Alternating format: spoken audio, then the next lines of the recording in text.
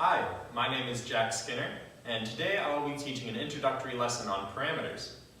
So when we write our code, we know that we should keep these two things in mind. That we should stay flexible with our code, and we should avoid redundancy when writing our code.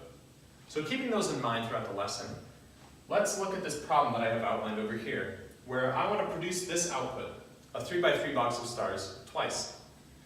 And so, what I've done is I've written a method called printSquare, which produces a 3x3 box of stars. And I call it twice in the main method to get the output over there. Now this is really good because it reduces redundancy since we don't have to take this code and write it twice in our program.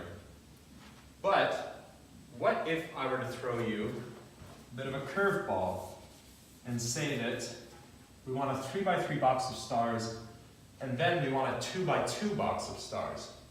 What are we supposed to do? Well, what we could do is copy all of this code and put it into another method, call it print2, replace the 3 with a 2, and then call it in main, and then we'll get the output that we want, right? But the thing is, that's really redundant, isn't it? You're just using the same exact code and then putting it in a new place.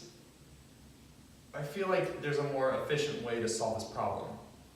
And that's where parameters come in. Parameters are a way for us to generalize our code so that we can solve a family of problems rather than a single one, like a 3x3 box of stars. So a way that we can declare a parameter and say that our method needs a parameter is by working inside of the parentheses of the method header and putting a type for the parameter that we want, in this case an int, and then a name for that parameter, which in this case I will call n. And then, if I replace 3 with n in the method,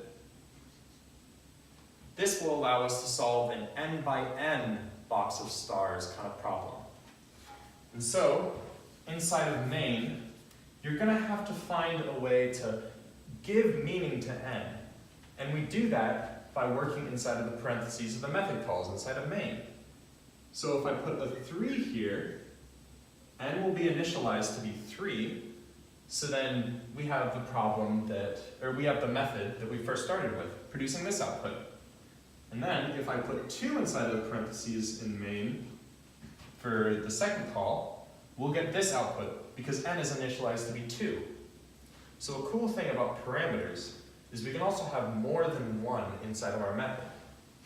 So say that instead of a box of stars, I want